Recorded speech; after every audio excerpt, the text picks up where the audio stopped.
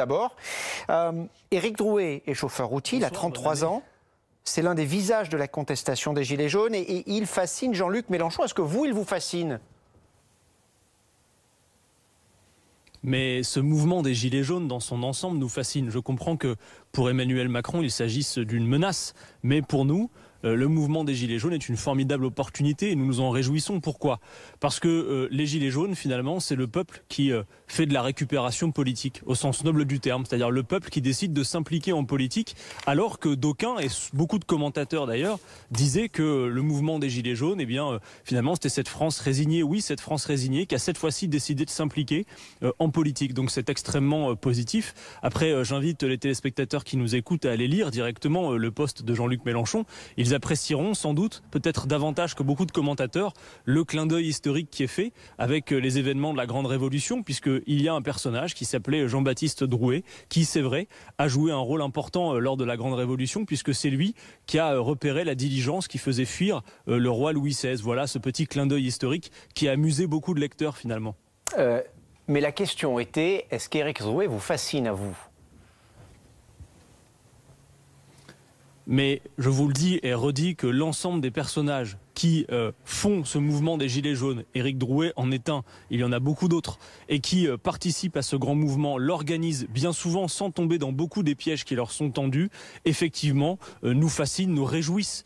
Entendez bien que c'est un mouvement populaire extrêmement positif. Voir le peuple se réapproprier la question politique, car finalement, ça n'est que ça. Je sais que beaucoup de commentateurs s'amusent du fait que dès qu'un responsable politique signifie son accord de fond ou de forme avec les Gilets jaunes, alors il ferait de la récupération politique, mais en fait c'est bien le peuple lui-même qui fait de la récupération politique, je vous le dis au sens noble du terme, puisque effectivement la politique dès lors redevient ce qu'elle doit être, c'est-à-dire l'affaire de tous et non pas l'affaire de quelques-uns qui seraient sortis des grandes écoles où on apprend qu'on peut en faire son métier, mais qui finalement s'approprient la chose politique dans son ensemble. C'est nécessaire, c'est utile, et en cela le mouvement des Gilets jaunes est bien évidemment salutaire. Bon, c'est dommage, vous ne nous direz pas ce soir si Éric Drouet vous fascine à vous comme il fascine Jean-Luc Mélenchon. En tout cas, François Ruffin... Mais si, je vous le dis, je viens de vous le dire 2 fois, ils nous fascinent tous les Gilets jaunes. Tous, voilà. D'accord, c'est marrant, vous ne parlez pas en votre nom, vous parlez au nom de tout le monde, c'est bien, mais d'accord, ok, très bien. Jean-Luc Mélenchon... Mais vous essayez de faire dans la... Attendez, excusez-moi. Vous essayez de faire dans la petite polémique. Je vais essayer de résumer ce que je vous dis. Non, il n'y a pas de petite polémique, c'est une question toute simple. Pour ce qui est de la référence historique, j'invite tout le monde à l'apprécier en allant lire directement le post de Jean-Luc Mélenchon qui fait le parallèle avec le Jean-Baptiste Drouet de la Grande Révolution. Vous verrez, on apprend des choses et c'est amusant. Ensuite, pour le reste, je vous dis et je vous redis que le mouvement des Gilets jaunes dans son ensemble doit nous réjouir. En ce sens que le peuple décide de reprendre la main sur la question politique. C'est ça que signifie ce moment. Vous avez tous ces Français, ces Françaises qui pendant longtemps étaient résignés, qui ne voulaient plus s'impliquer, qui décident de le faire. C'est une bonne chose. D'accord. Jean-Luc Mélenchon, donc fasciné par Éric Drouet. François Ruffin qui voit en Étienne Chouard un influenceur de premier choix. Je rappelle, pour ceux qui ne le connaissent pas, que c'est un prof d'économie, adepte de thèses conspirationnistes. Soutien, en tout cas il a exprimé son soutien à plusieurs reprises à Alain Soral, qui est un idéologue d'extrême droite. Est-ce qu'il y a, selon vous, une dérive vers l'extrême droite d'une partie des figures de la France insoumise ? Non, absolument pas. Mais là, vous êtes en train de tout mélanger, puisque la référence à monsieur Jean-Baptiste Drouet n'a absolument rien à voir avec les références que vous citez.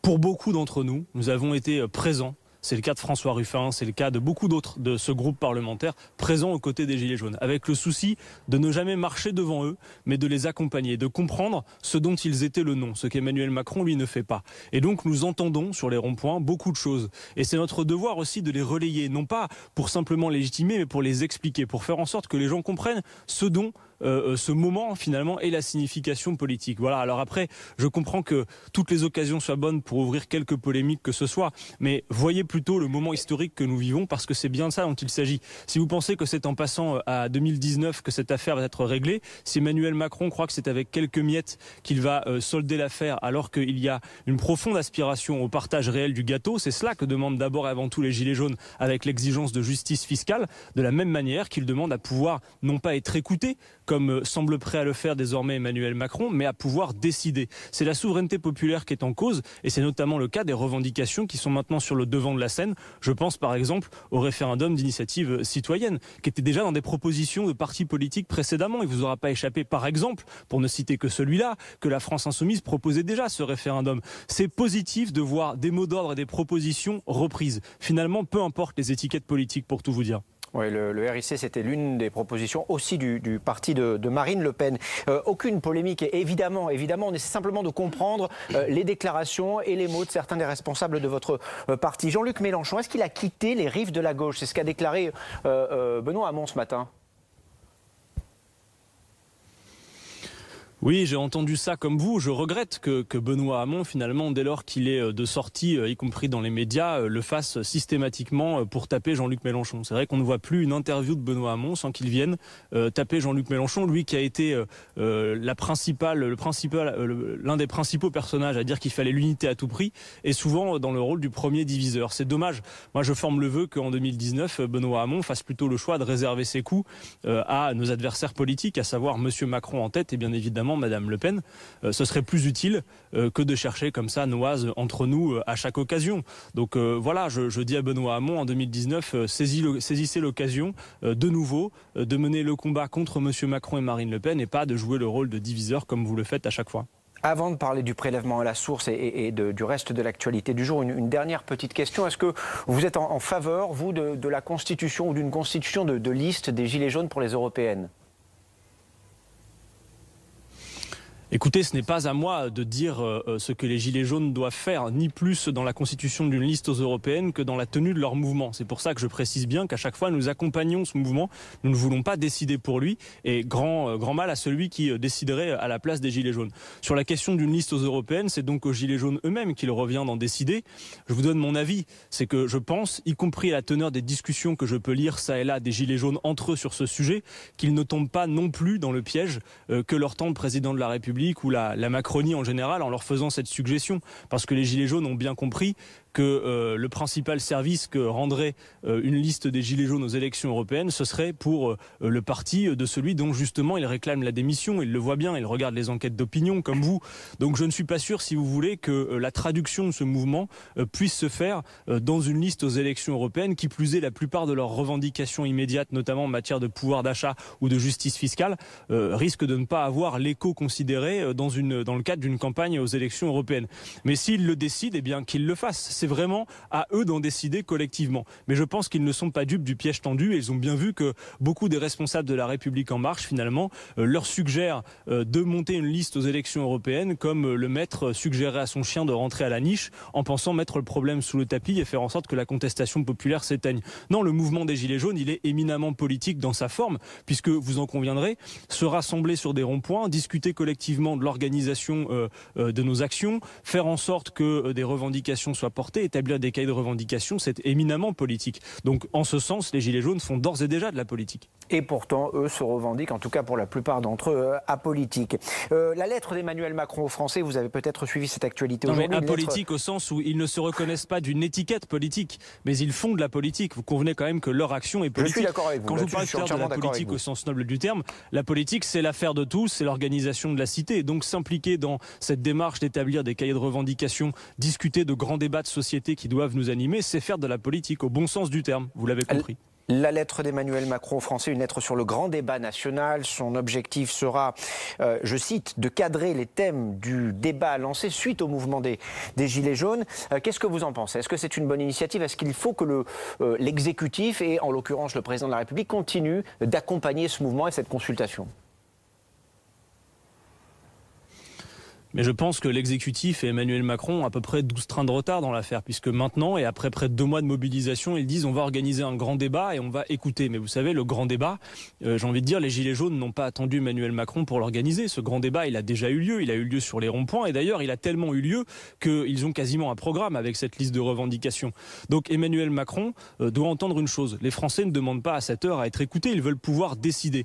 Et je le dis, la souveraineté populaire, en toute hypothèse, doit être notre boussole. Alors il y a une une difficulté, c'est clair. C'est qu'il faut pouvoir conjuguer à la fois la stabilité des institutions, il ne faut pas que ce soit l'Assemblée générale permanente, mais en même temps, il faut permettre à chaque étape l'intervention populaire. La démocratie, ça ne peut pas être, comme a semblé nous en dessiner les contours Emmanuel Macron lors de ses vœux, voter tous les 5 ans, puis rester chez vous et ne vous mêlez pas de politique. Non, il faut qu'on puisse faire en sorte, au cours d'un mandat, que le peuple puisse réintervenir. Et par exemple, la proposition du référendum d'initiative citoyenne qui permettrait d'abroger ou de proposer une loi est une bonne proposition. Bien sûr, ça ne solutionnera pas tout, mais ça y contribue. Il faut qu'on puisse trouver tous ces mécanismes qui permettent l'intervention populaire dans le débat démocratique, qui permettent finalement la souveraineté populaire de s'exprimer. C'est normalement le sens de l'organisation de la démocratie.